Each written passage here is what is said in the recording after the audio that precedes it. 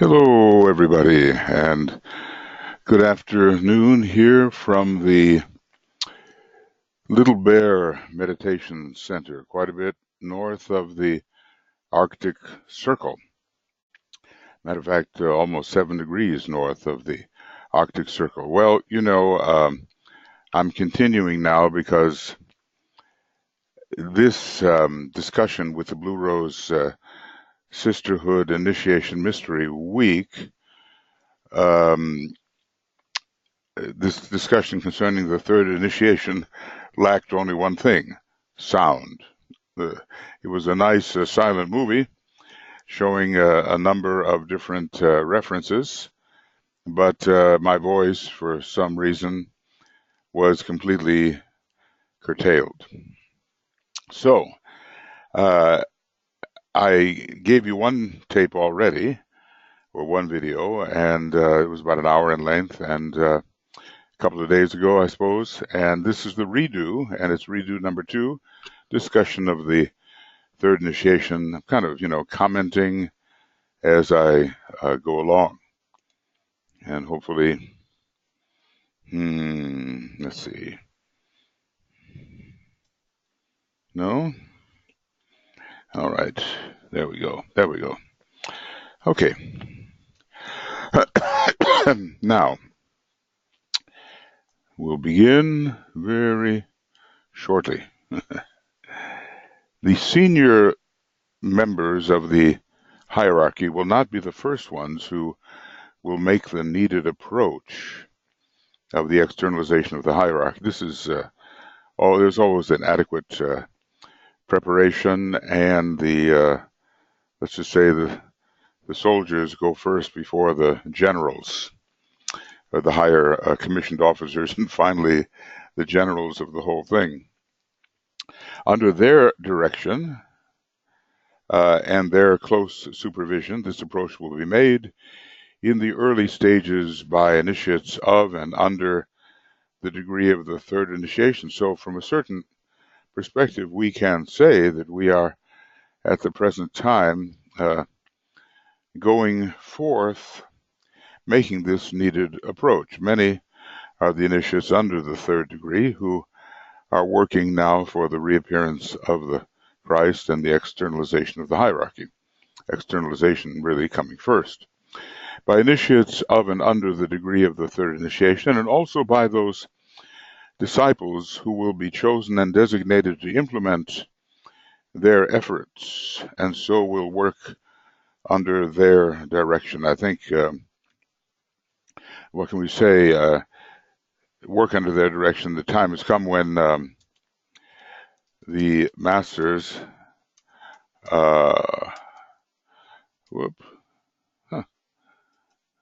no, that's interesting. All right, English United States. No, I want English, something else here. Great Britain. That's what I want. Let's see if I can get it. United Kingdom. Okay, let's try that. The masters are now working not only with initiates, but with those of lower rank, and as DK has said, even though there is some risk involved in doing so. It is only in the later stages, and when the time has come for the return into recognized physical expression, because in a way he's here, his physical expression is Maya Varupa, is here for those who can find him and recognize him, but this is the general recognized physical expression, although it is not complete. The idea that every eye shall see him is strong, but will every eye recognize him? No, and we're told by the Tibetan that Christ comes for his own. It is only in the later stages and when the time has come for the return into a recognized physical expression of the Christ, leading to the definite restoration of the mysteries, of which we can, say that Masonry and Rosicrucianism and those kind of fraternal orders are an anticipation. leading to the definite restoration of the mysteries, that certain of the senior members of the hierarchy will appear and take outer and recognizable physical control of world affairs. They already do, in many ways, strongly influence world affairs, but they are not recognized as doing such. I think Master Decay will be among them. I suspect that the Chohans will come later, but I suspect that Master M will be emerging, and perhaps Master KH. Also, the Master R as the Mahachohan. When he was the Count de Saint-Germain, he was very visible in the affairs of Europe. And I think at the time, we can say that he was an initiate of the 5th degree, a master. The time for this will be dependent necessarily upon the success of the steps taken by the members of the hierarchy who are not so advanced. And, it's pretty obvious that this means us. We have much preparatory work to do to prepare the minds and hearts of human beings for human beings. Oh, I should have that. Okay, you see what happened. It did it again, didn't it? Yeah, it did it again. English United Kingdom, set as default. Yes, and okay. Prepare the minds and hearts of, let's see if we get a good human being here, of human beings. Yes, we did, for the externalization and the reappearance of the Christ. So those who have taken the 3rd degree are obviously fuller members of the hierarchy than those who have not, and they are really quite solidly within the inner ashram, though perhaps not in the innermost ashram. And their way has to be prepared by disciples such as we are, who are perhaps aspirants to the 2nd and 3rd degree, and informing humanity of what will be necessary. It's all very graded, and the extreme higher ranges of this gradation consist of those who will not appear until the end, finally leading to the reappearance of the Christ. The masters themselves externalize before the Christ does, and we're told in externalization of the hierarchy that in every one of the 5 planetary centers, a master will be found surrounded by his initiates and his disciples, and they will be recognized for what they are, and their wise counsel will be sought. So that is a very hopeful sign, but it's going to take a while, obviously, given the condition of the world at the moment. Okay, point number 11. I'm just kind of going along here. I did skip one rather, excuse me, one rather large paragraph. Maybe I'll get back to that. I'm somewhat going over the paragraphs that we studied in the Blue Rose Sisterhood Initiation Mystery Week, the second one of these that we've held in the summer here in the Temple of Silence in Finland. So number 11 now, a new factor enters in, the discriminating faculty of the mind. Now we have to remember, where is that discriminating faculty found? I think what I'm going to do here is try to find the AAB diagrams, and right, and chart number 8 perhaps will be the best one to deal with. I wonder if I could possibly open that with anything other than photos. I wonder if Internet Explorer would allow me to open this, or maybe not. Doesn't look like it. Doesn't look like it. So I'll just go with what I've got. Paint is also possible, but it's probably going to create something very, very large, Let's see if I can bring this down to size. Control minus, minus, minus, and it's not really doing that. Resize. Let's try that. Horizontal, vertical. Let's just see. I'm kind of doing a little bit of an experiment here. Oh, wow, look at that. It's a bit off to the side, admittedly, but at least we don't have the problem that we had before, which was something in the way. Well, anyway, I will work with this one for the moment, even though it's off to the side. Suppose if I resize this vertical to 70%. Oh, that's no good, is it? Excuse me for this kind of funny business that I'm going through here. 125, resize. Let's just try 100. Okay, that's going to allow me to do that. All right. Oh, well, I suppose I should have, well.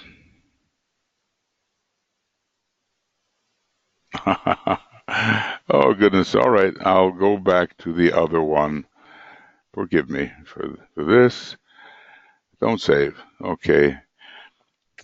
That was certainly a waste of a few minutes, wasn't it? But anyway, here we are.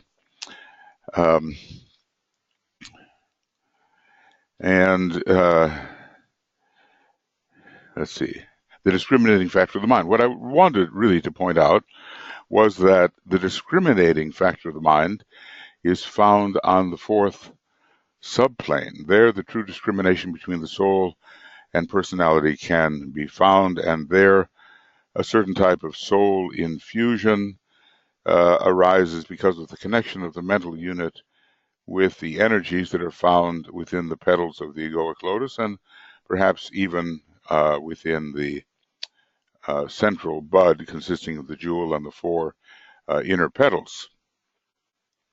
So we're led to make the right choice and to balance with wisdom the endless pairs of opposites, and we're bringing our life under control, and we're dedicating it to the life of the kingdom of God.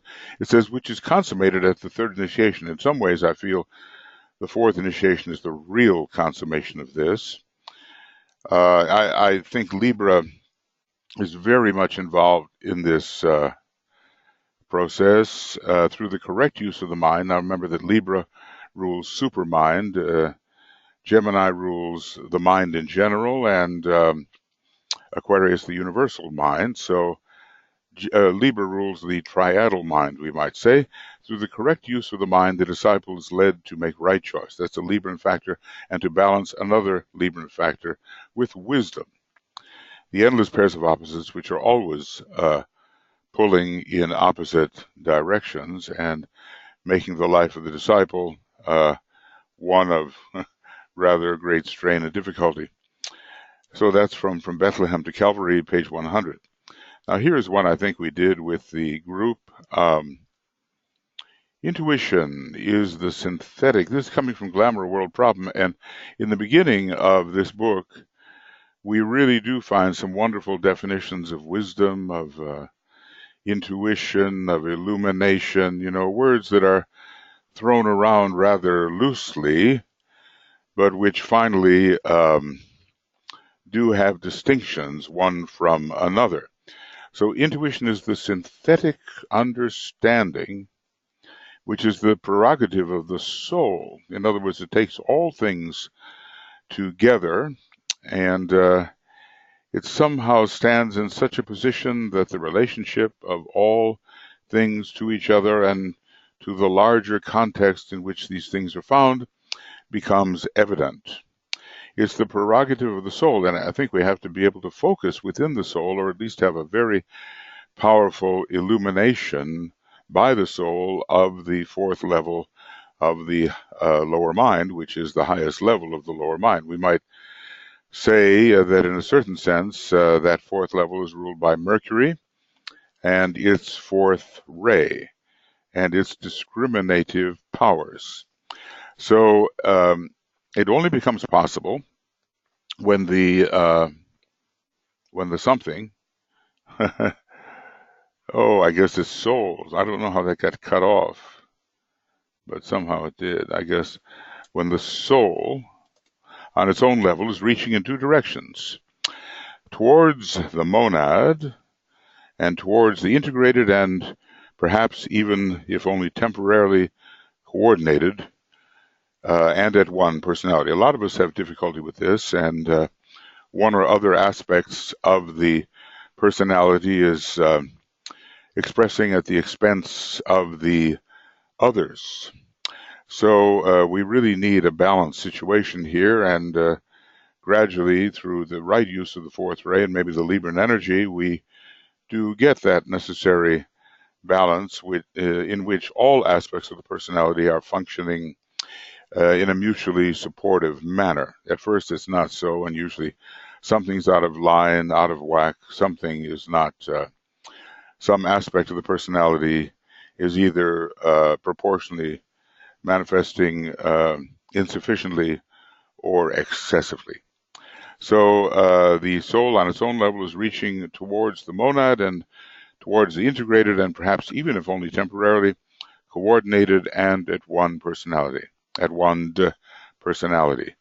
We might say that these passing integrations at first do not really last, and we have to then assess what it is that throws us off and out of the achieved integration and back into the more fragmented state. It is the indication of a deeply subjective unification which will find its consummation at the third initiation. So I think we can even say that like this, before the third initiation, the intuition is already beginning to manifest. And that, would make a lot of sense because the intuition is found on the fourth sublevel of the Buddhic plane, which is also called the intuitional plane. And it is very akin qualitatively to the astral body, which is the one mastered at the second initiation. So when that mastery takes place and the intuitive planet Neptune and the intuitive planet Jupiter and the illuminated planet Venus are all involved in helping to take that initiation, then sure enough, we can begin to anticipate what will be the case later when we have the true Buddhic consciousness and the fourth initiation is upon us. So when this stage has been passed through, it leads to the third initiation. Okay, so this is finding its consummation at the third initiation. It is a consummatory process, a mountaintop experience, maybe not the highest mountaintop, but certainly it is the sun upon the mountaintop. It's Venus and the sun upon the mountaintop. It is supernal light, we might say. Not the fullness of supernal light, but the beginning of that light, supernal, which in a way is the light of the monad, the light of the planetary logos, and, there are ever more supernal lights.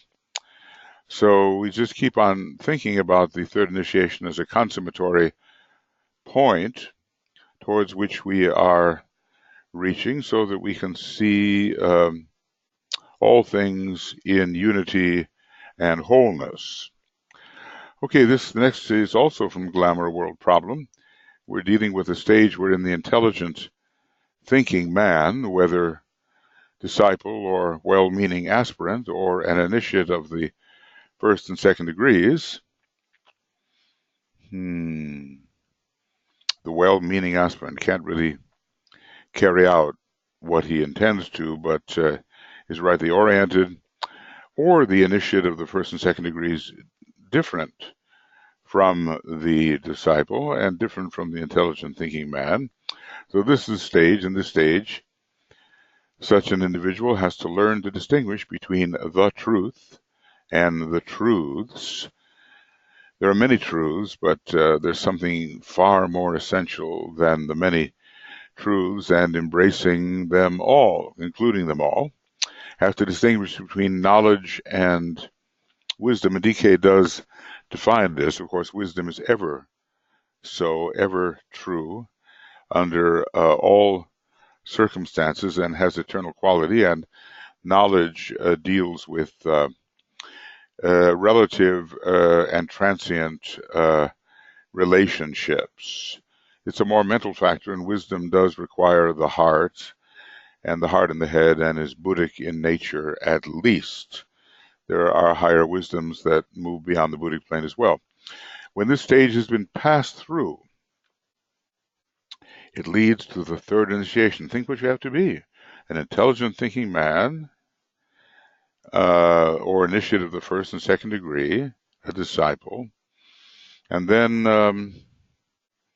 when these discriminations and distinctions have been made, and they are not easy, then we can be prepared for the third degree. We're in the personality which is prone to Maya, uncontrolled, motiveless, habitual action, what he calls that unthinking emotional mess, which is maybe a little humorous, especially the idea that emotion is related to the Maya, because we're not driven by clear sequential thought when we're under the influence of Maya. We're in the personality which is prone to Maya, glamour, and illusion, stands free. The free personality. Let's take a look at that. The free personality.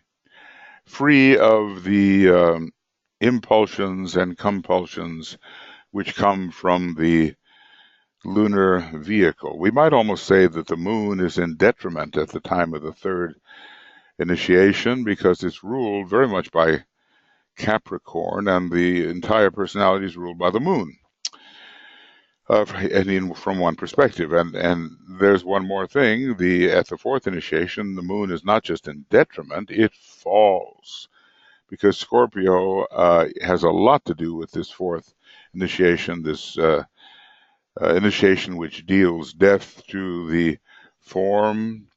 The entire Buddhic plane is really ruled by Scorpio, the third and highest ruler of which is Mercury, one of the major intuitive planets, and at this point a fourth-rate planet relating to the fourth plane, Buddhic plane, with the, in a way, Buddhi is really the sixth principle, but it has so much to do with the fourth cosmic subplane.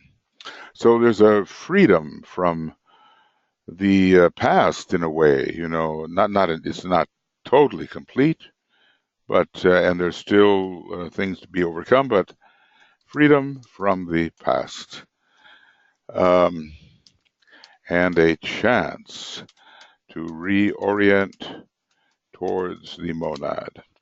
It again experiences a sense of at-one-ment. This is the personality. This is due to the development of the sense of the intuition, which is the big process, which is nurtured and somewhat achieved at the third initiation, but even more following the third initiation, during which Neptune, a Buddhic planet, Jupiter, a Buddhic planet, Mercury, a Buddhic planet, become very powerful in the chart of the disciple, or the now initiate. So it's the sense of at-one-ment occurs. This is due to the development of the sense of the intuition, which puts into the disciple's hands an infallible instrument whereby to discriminate and to discern. His perception is becoming accurate, and he stands relatively free from deception, which is a factor involved in glamour, certainly, and in illusion, and wrong identifications and interpretations. We think we are something, and we're not that something, and we have certain world views which are not complete and not accurate. So these interpretations are the result of certain world views which are neither complete nor accurate. But of course, when we're passing through all this, we don't really know it.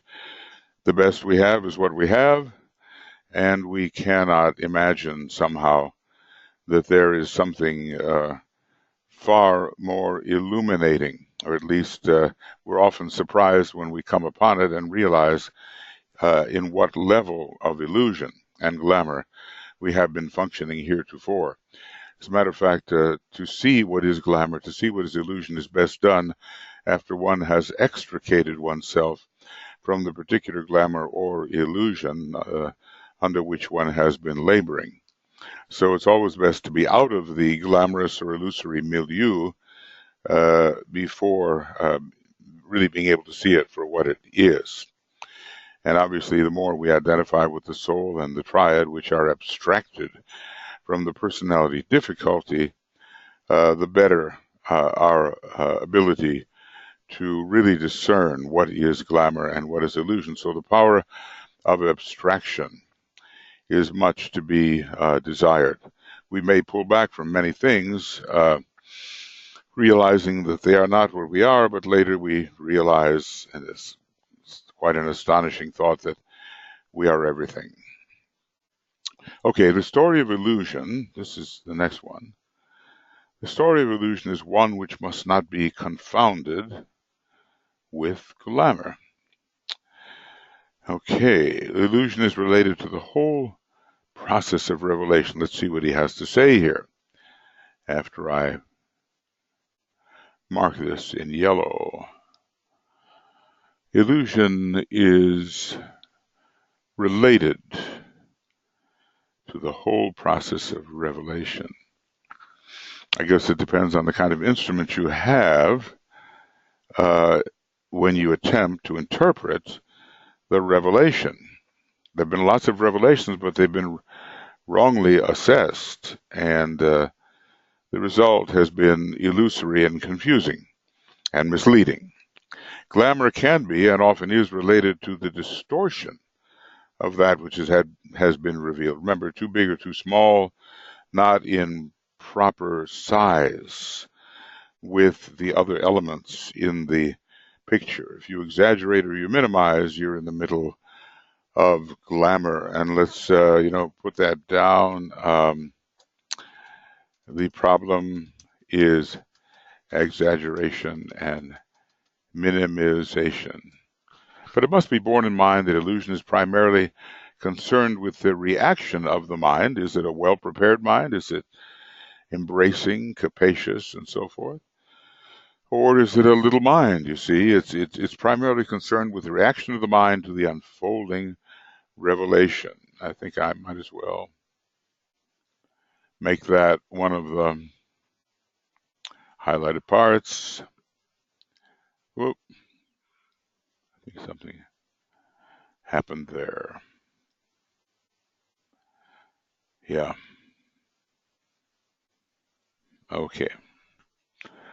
So I think there's got to be a way to do this better than the way I'm doing it, but one must move forward. So it must be borne in mind that illusion is primarily concerned with the reaction of the mind to the unfolding revelation. What kind of instrument do you bring to the revelation? The revelation can be the same, it's identical, but how do you translate it? How do you understand it? What do you bring to others when you try to explain it? As the soul registers it and seeks to impress it on the highest aspect of the personal self, which is the mind, and especially the fourth sublevel on which the personality is found and integrates itself.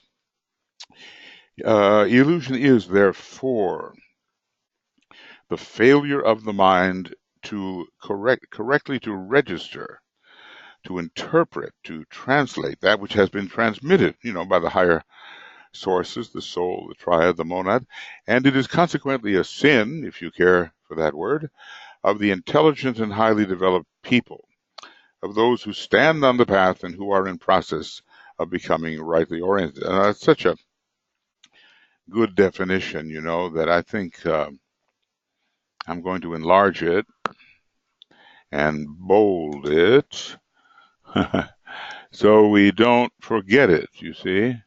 So we don't forget it. Illusion is therefore the failure of the mind correctly to register, to interpret, or to translate that which has been transmitted, maybe very accurately transmitted.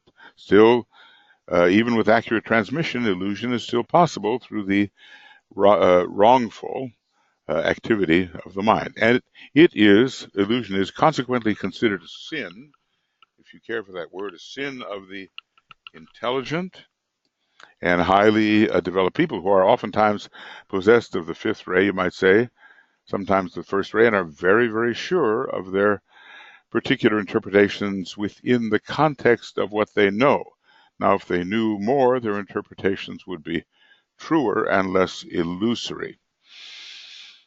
So it's the sin of those who stand on the path and who are in process of becoming rightly oriented. We might say that if we can orient ourselves towards something which is not simply the mind, but towards the various higher powers, we have a better chance of interpreting revelation accurately. It is also a sin of accepted disciples as they seek to expand their consciousness in response to soul contact. So accepted disciples, somewhere between the first and second initiation, and especially as you get closer to the second initiation, and as Mercury and Saturn become the rulers. So when these accepted disciples, when they have seen through illusion, and I use this phrase in the esoteric sense, you kind of think about, is it I carve, let's see, how does it go? I pierce the clouds. Who's that is in initiation. No, it's in discipleship in the new age. I pierce the clouds. I think so. Let me just see, because I'd like to find that, because we have an interesting thing with Sagittarius ruling both Italy and Spain, and either one or both of them involved in the conquest of illusion. I pierce the clouds. Whoa. Well, I pierce something. So let's see how this goes. Glamour, a world problem. Okay. The illumined mind can pierce. Okay, let's see what else. Seem powerless to pierce the glamour. We pierce the glamour. Okay, now. Okay. Pierce through to the light and pierce the astral miasmas. Pierce clouds. Maybe it's disperse the clouds. I think that's it. And maybe this is Spain with his I disperse the clouds, the spiritual motto. It looks like Spain with an intense individualism, and they have seventh ray personality equipment and a sixth ray soul. I disperse the clouds, not pierce the clouds. It's indicative of the magical work for which Spain will eventually be responsible, and sooner than is perhaps anticipated, thus balancing in that highly intelligent and individualistic country the field of scientific magic and the magical work of the Church of the Future, which will also involve the sixth ray, which is the soul ray of Spain. This is a prophecy which lies at present too far ahead to be capable of verification either in this generation or the next, but it is rooted in national characteristics and the law of probability. It doesn't really say too much about that, does he? But yeah, here's Spain. I disperse the clouds. And let's see what Italy, another six-ray country, is doing.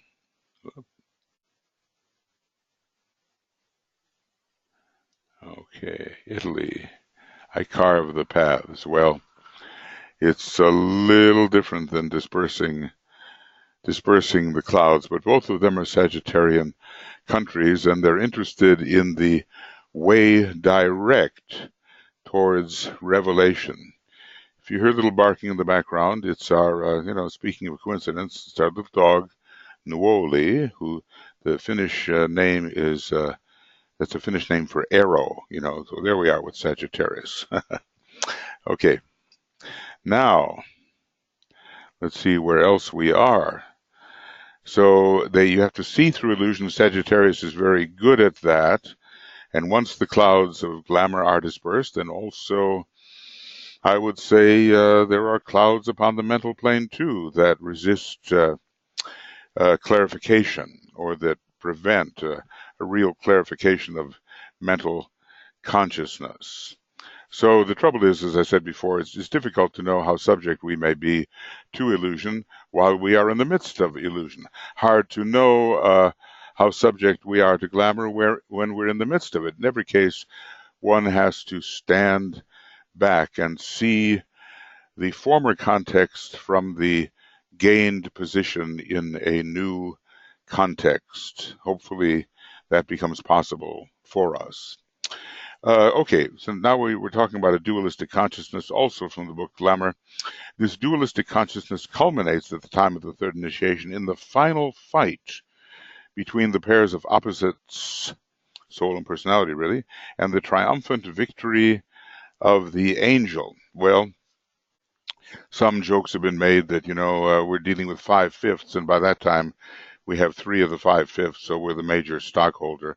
We as the angel, we as the soul, and that represents victory, though whether it is absolutely complete, there are challenges that occur for the third degree initiate, and those challenges have to be dealt with. There are still some vestigial aspects of well-intended selfishness, as if to say, look, I have what it takes to really help. Why can't I use it? Why do I have to give up my method of helping in favor of the sacrificial will prompted by the planetary logos?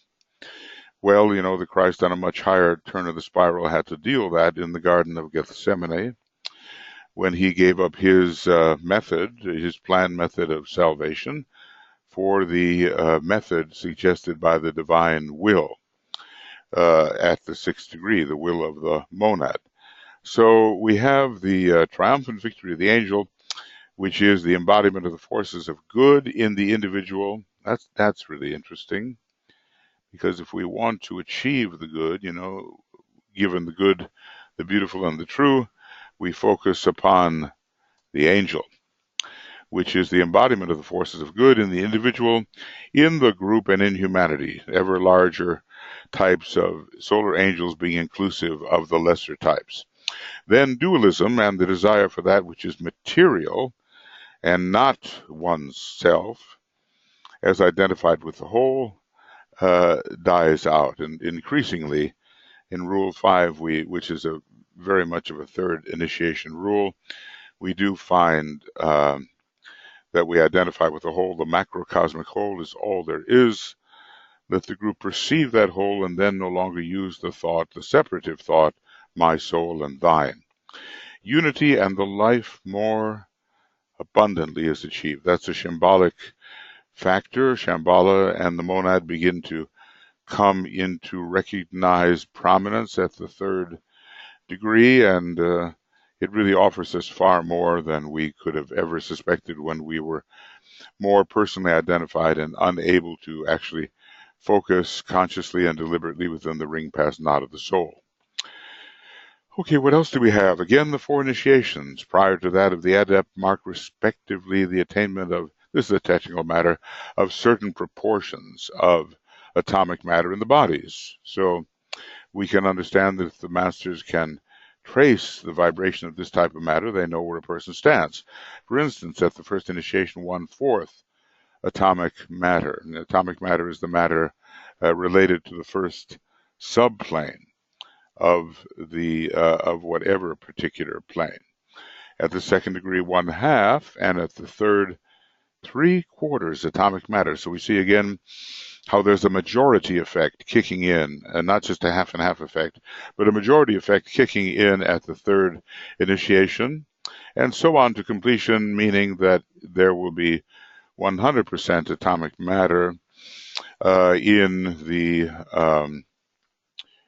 initiative of the fourth degree. And when you think about that, there can be no atomic matter in the lower three subplanes. So that's another one of the occult reasons for dropping the dense physical body, because really atomic matter is found physically on the etheric level.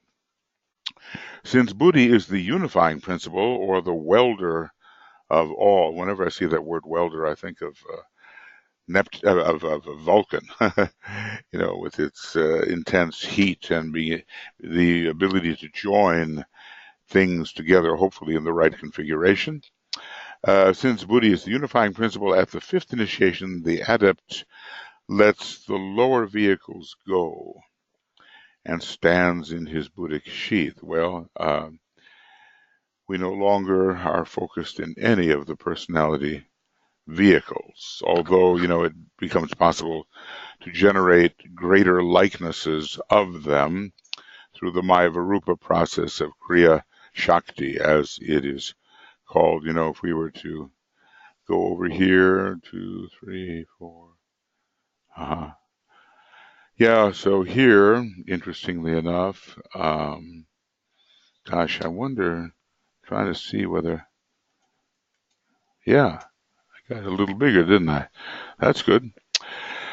The Kriya Shakti is found here, and it's a monadic ability, and it's we were able to materialize the ideal. And when we're talking about Amayavarupa, the vehicles of a fifth degree master pretty well form the basis or the model of the Mayavarupa, and they are certainly, from our perspective, ideal compared to the kind of vehicles we have, and we materialize that. The ideal is also found on the sixth subplane from below. It's related to the sixth ray, and the power to materialize, interestingly enough, coming through Virgo in this case. Maybe in the previous solar system, Virgo was ruled by the third and the seventh ray, even as now it's ruled by the second and the sixth.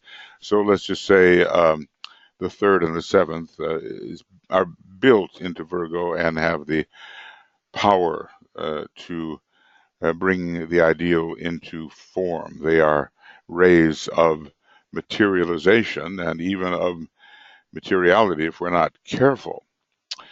So we let the lower vehicles go. Interesting that we may have destroyed them and their functionality, but they're still kind of hanging around. It's like, how long does it take to disperse a supernova?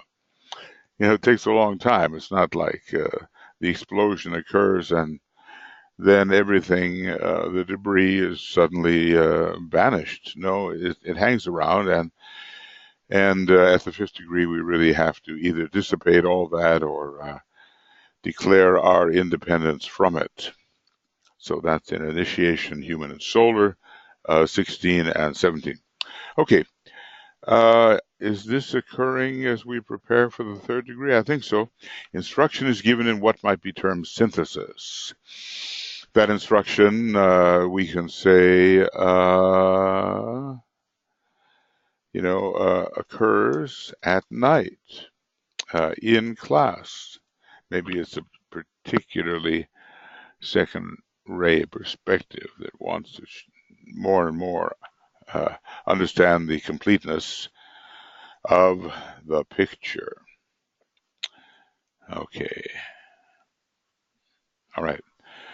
So, at night we probably learn a lot. Whether the brain will hold it or not is a question, but we might find that our interests in certain subjects are stimulated and we don't know why, and maybe it's the kind of instruction and stimulation we've received during the hours of class at night. So it's important to, when do they take place? Somewhere between 10 o'clock p.m. and 5 in the morning.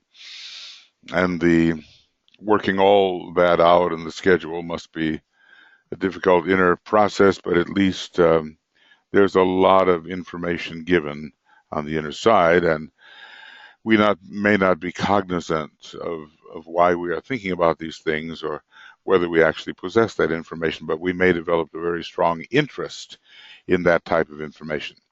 Anyway, this information is only possible as the intuitional vehicle coordinates. Now, when does that really take place? This takes place in most instances after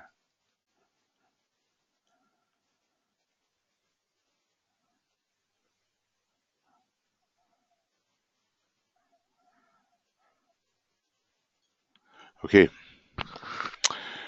right. The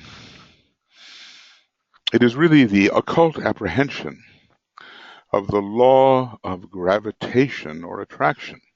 This is the great second law, the law of attraction and repulsion. The basic law of this, the second solar system, second major, and fifth inner series, with all its corollaries. A corollary is kind of a spin-off of a major theorem, all the other things that are true because the theorem is true. The disciple learns the meaning of occult cohesion. There is a systemic law, isn't there? The law of cohesion. The list of the laws, where are they? Let's just say, where can we find that? Probably in a few places, but it's worth, well, there's 9 places, goodness.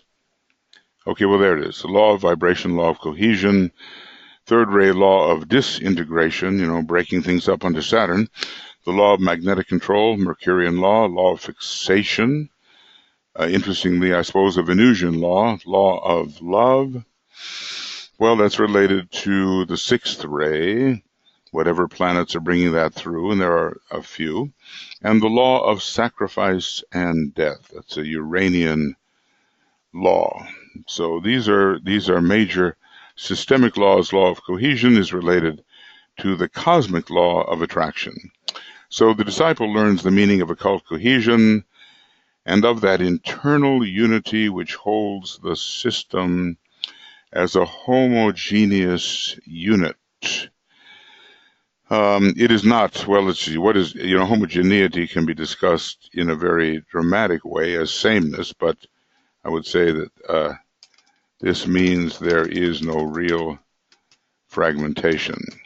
A major part of this instruction is usually given after the third initiation, but a beginning is made early in the training, and we have to realize that we may be getting little anticipations of a subject which will be far more fully developed later on. It's a bit like, the first initiation tells you something about the third, the second about the fourth, and the third about the fifth, and so forth. Things happen in those earlier initiations which are brought to fulfillment in the later initiation. Now, this, of course, the next one is a very well-known statement, and one that arouses incredulity because it seems to suggest that there's a possibility of moving very quickly indeed once a certain point is reached, that point of entering the stream. Many lives may, and I would say also may not, pass or intervene between the first initiation and the second. In general, it is discussed how there is quite a span of time between the first and second, but there is one reference that says in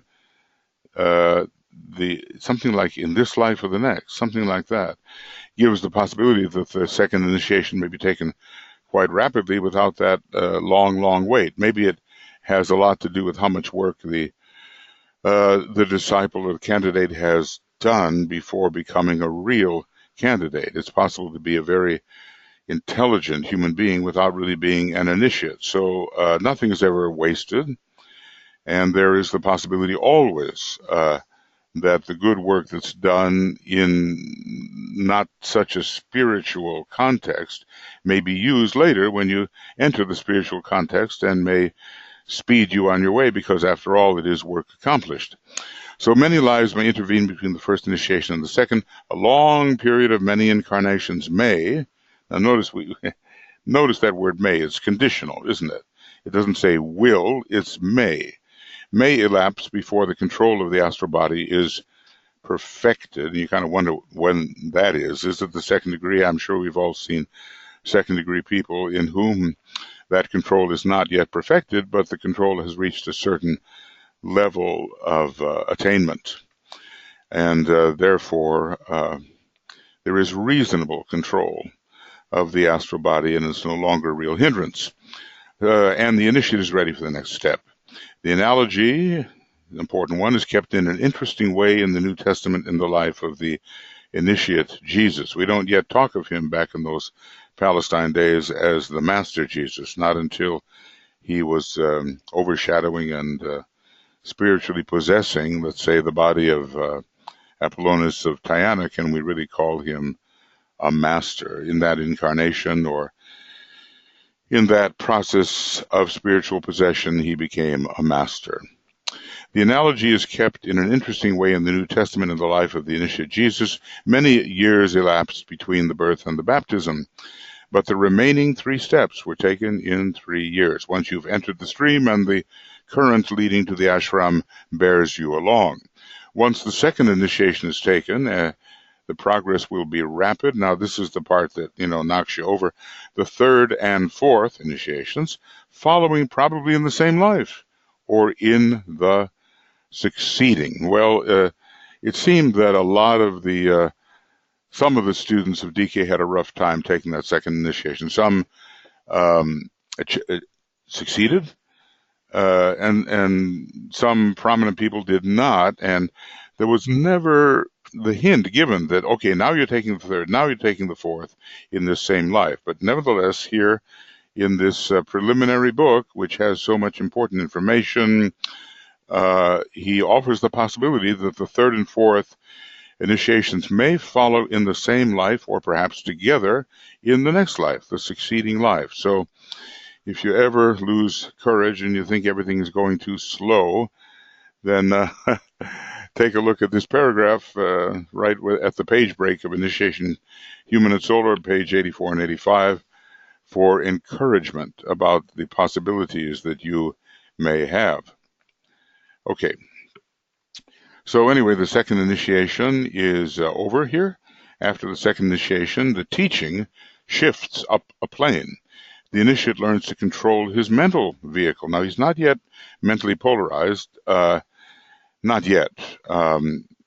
Although at the midway point between the second and third initiations, following the experience in the so-called desert, mental polarization can be achieved.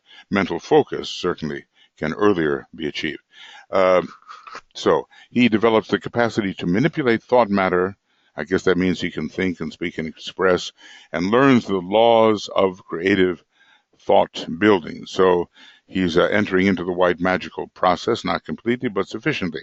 He functions freely on the 4 lower subplanes of the mental plane, and before the third initiation, he must, consciously or unconsciously, because we don't always know the good we do, be complete master of the 4 lower subplanes in the 3 planes of the 3 worlds. So perhaps the higher psychism and the possession of those lower psychic faculties is coming to that initiate, and it's going to be working more through the Ajna center than the solar plexus.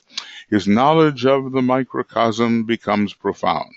So he's really a student of human nature and knows all kinds of things about the various vehicles of the human being, and he has mastered theoretically and practically in great measure the laws of his own nature, hence his ability experimentally to be the master on the 4 lower subplanes of the physical, astral and mental planes.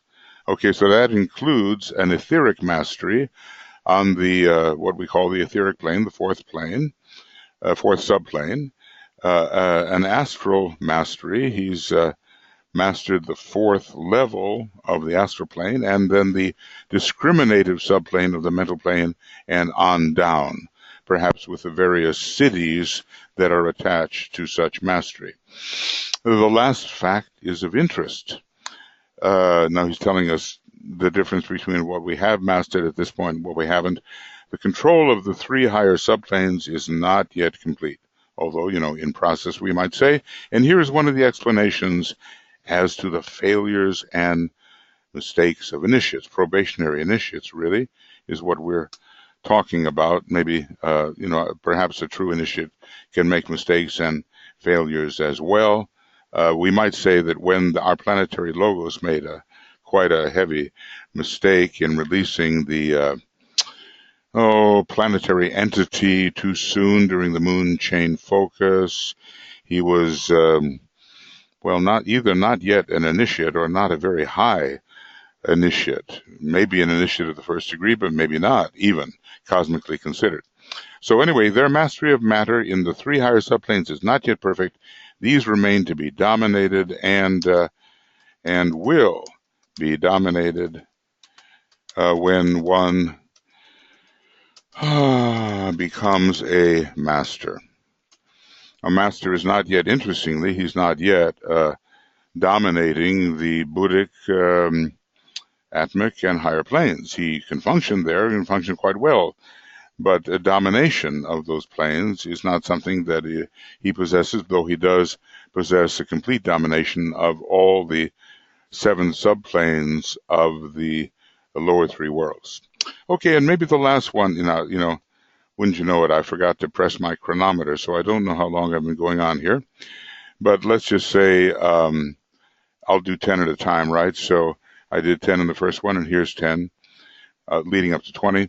The personality has now reached a point where its vibrations are of a very high order, and that being the case, even the personality can become the dweller on the threshold, even as the one focused in his causal body can find that focus accounts for a kind of resistance against the ultimate kind of sacrifice required by following the Christ, where you take all you have, sell it, and give the money to the poor, something like that.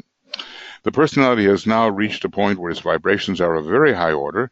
The matter in all 3 bodies relatively pure, 75% pure, we might say, and its apprehension of the work to be done in the microcosm and the share to be taken in the work of the macrocosm is very advanced. Where I suppose we're at the 3rd initiation time.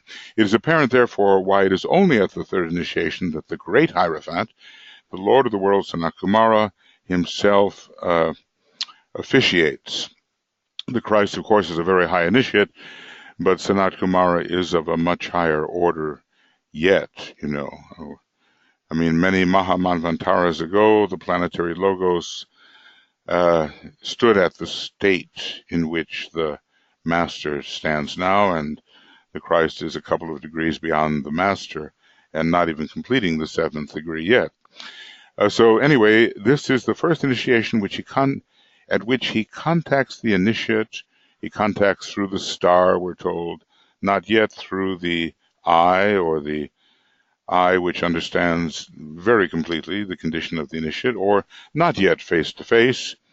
So it is the first at which he contacts the initiate. Earlier, it would not be possible for reasons not given, but we can understand the stimulation would be too great.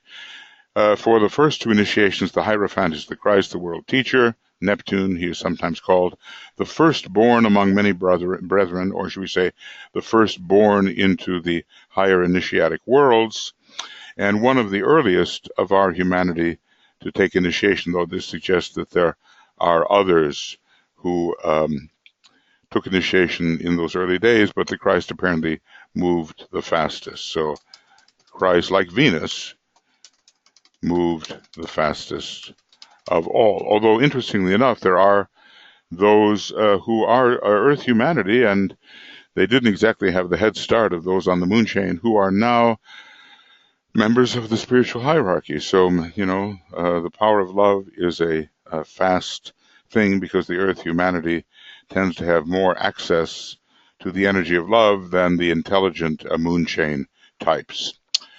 All right, friends. Now, I have no idea whether I'm under an hour, over an hour, or whatever I am, but let's just say that this is the end. Whoopsie. Sorry. We'll call this the end of discussion of the third initiation. And this is video number 2. And today is the 16th of August. And we'll move on with the beginning of third initiation discussion video number 3, and at some point. Will it be today? Will it be tomorrow? Let us see. So thank you, everybody, for paying attention to this. There's so much to learn, and not just learn in terms of knowledge, but to relate and correlate and somehow unify and somehow finally synthesize so that it all really makes sense, and we don't have then just a disparate collection of nuggets of knowledge, but all of these nuggets are somehow related to each other and are fused together, and we can see how we can move from one to another, preserving our understanding of a major integrating formula, the integration of the whole in which we find ourselves immersed. Okay, so that'll be it for the moment, and I'll send this out to the Blue Rose Sisters, and maybe Tuya and I can agree or whatever that this will be of sufficient value that others can also participate, and we can send it out to you as well. Okay, so that's the end of the recording.